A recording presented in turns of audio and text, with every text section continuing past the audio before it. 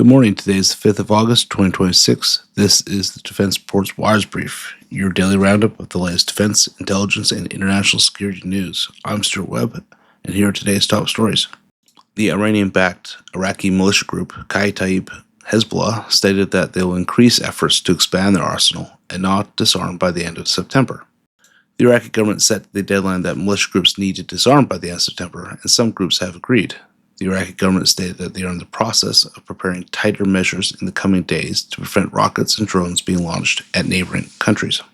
An Indian flagged ship was sunk by a projectile off the coast of Yemen. All 14 crew members were rescued. There was no comment from the Houthi rebels, but it is suspected that they were the ones who sunk the commercial vessel. There are reports of desertions across 6 Yemeni governorates after Houthi rebels failed to advance and government forces regained the initiative and took back several positions. It is estimated that up to 400 fighters abandoned their positions and returned home. There is a Houthi directive to hunt down these deserters. Moving on to the United States, the U.S. Defense Logistics Agency removed its tender for $300 million worth of battery-grade lithium carbonate. Last year, it canceled its tender to buy cobalt. The lithium tender was announced in early July and was extended twice, and had asked suppliers to have fixed prices for 5 years. The price of lithium carbonate has surged 20% this year alone. The U.S. canceled the visa of the Brazilian ambassador to the U.S., Maria Luisa Ribeiro Viatti, in retaliation for 2 American diplomats were denied visas to Brazil. The U.S. also accuses Brazil of stalling the appointment of the Trump administration's ambassador to Brazil. The U.S. has offered to quickly reverse its decision should Brazil confirm the American ambassador. China has announced export controls on drone exports to the United States and has added 6 American companies and NGOs to the list of banned entities. This is a response to the U.S. bans of Chinese humanoid robots and drone imports. In Syria, the Kurdish Women's Protection Units, or YPJ, agreed to integrate into Syria's Ministry of Interior as a counter-terrorism force. The YPJ is part of the wider People's Protection Units, which served as backbone for the Syrian Democratic Forces.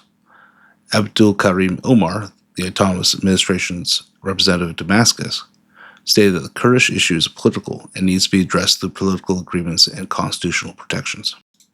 Moving on to Ukraine, a Russian barrage on Kyiv killed at least 17 people. There are images that suggest at least one of the missiles carried cluster munitions. Video is found within the social media wires section of today's web post. Ukraine's Air Force said that Russia launched 24 ballistic and hypersonic missiles and 115 Shahid-type drones. None of the missiles were intercepted, which highlights once again the critical shortage of air interceptor missiles in Ukraine. Ukrainian intelligence believes that North Korea will deploy a missile unit to western Russia that could operate up to 120 ballistic missiles and 6 missile launchers for strikes on Ukraine. This will be a major military escalation for North Korea and a further deepening of military cooperation with Russia. North Korea denounced the U.S.-led RIMPAC naval exercise and stated that it will respond with a deterrence of a new level. RIMPAC is the world's largest naval exercise and takes place biennially around the Hawaiian Islands at the end of July. The Taliban halted some mining operations in Badakhshan amid growing unrest. The Taliban cited illegal mining, disorder, and the seizure of mine sites as the reason. The mines in Badakhshan have been a point of contention between the Taliban and local authorities as the Taliban want more control. It's also where armed resistance has taken hold. And that concludes today's Wires Brief. If you found this useful, subscribe so you don't miss the next one, and visit defenseport.com for analysis on these topics and more. And until next time, have a good day.